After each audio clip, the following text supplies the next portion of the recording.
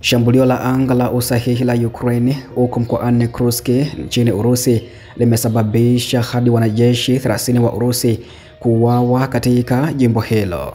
Karibu sana katika undani wa taarifa hii. Utasikia pia kile ambacho jeshi la Ukraine liliweza kufanya shambulizi huko mkoani Kursk na kusababisha wanajeshi wa Urusi takribani 30 waweze kuuawa katika shambulizi hilo. Jeshi la anga la Ukraine lilishambulia msongamano wa wanajeshi wa Urusi huko Kondratovinka mkoani Kursk na kusababisha wanajeshi 30 kuuawa huko mkoani Kursk. Wafanyakazi wakuu wameripoti leo hii Machi 25 ya mwaka 2025 ambao kutokana na mgomo huo lengo liliharibiwa kabisa, ilisema taarifa hiyo ya wafanyakazi wakuu, na kuongeza kuwa marubani wa Ukraine na vikosi vya ulinzi wataendelea kulenga nyadhifa za Urusi ili kupunguza uwezo wa kijeshi wa Moscow.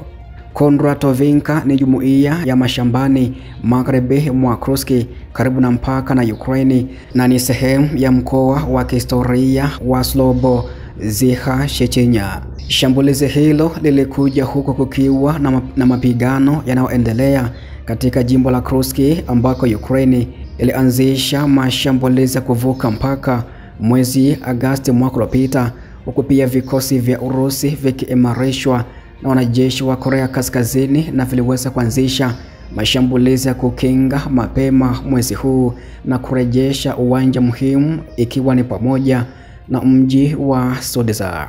Pia jeshi la Ukraine linajaribu kushikilia vijiji kadhaa katika mkoa wa Kursk nchini humo ambako vikosi vya kijeshi vya Ukraine vinajaribu kuweka kizuizi kwenye vijiji kadhaa katika wilaya ya Sodeza katika mkoa wa Kursk nchini Urusi unaopakana na Urusi. Rodion Miroshnik ambaye ni balozi mkuu wa wizara ya mambo ya nje ya Urusi anayesimamia uhalifu wa serikali ya Kiev amesema hivyo.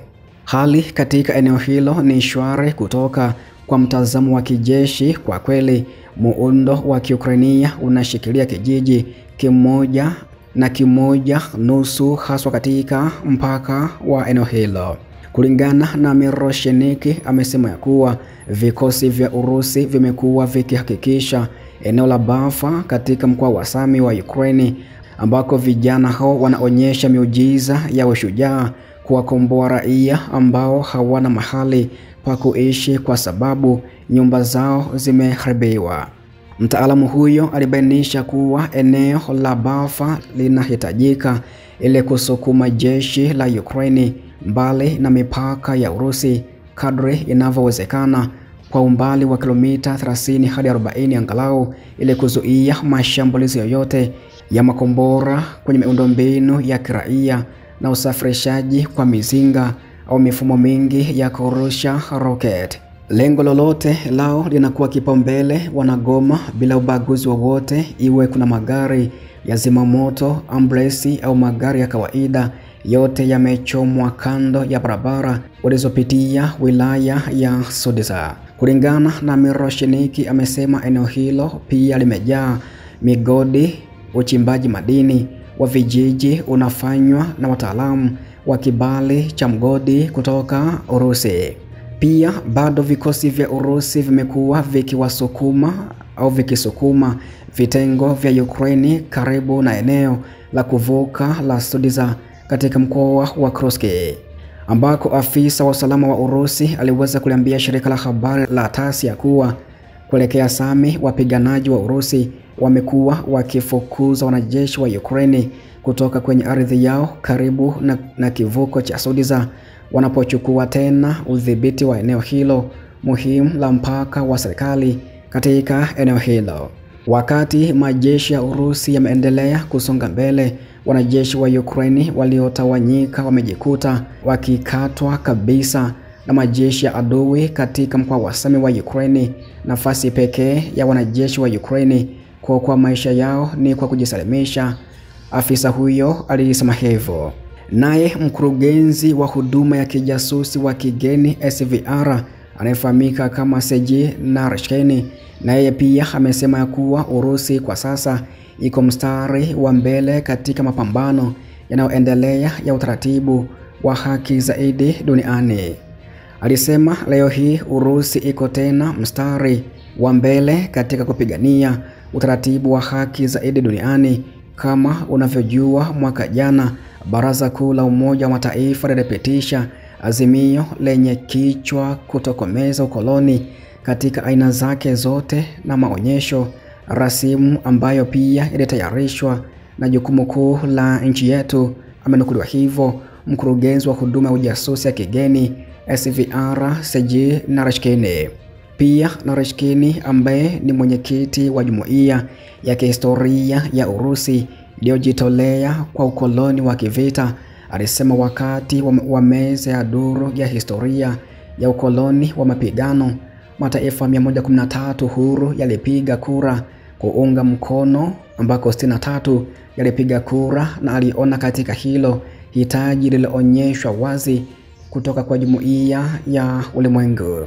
Narishkin alibainisha kuwa katika historia ya wanadamu tayari kuna mifano ya ufumbuzi wa mafanikio kwa kazi zinazohusiana na hukumu ya pamoja ya aina fulani za ubaguzi na fidia ya haki wa uharibifu unaosababishwa nao.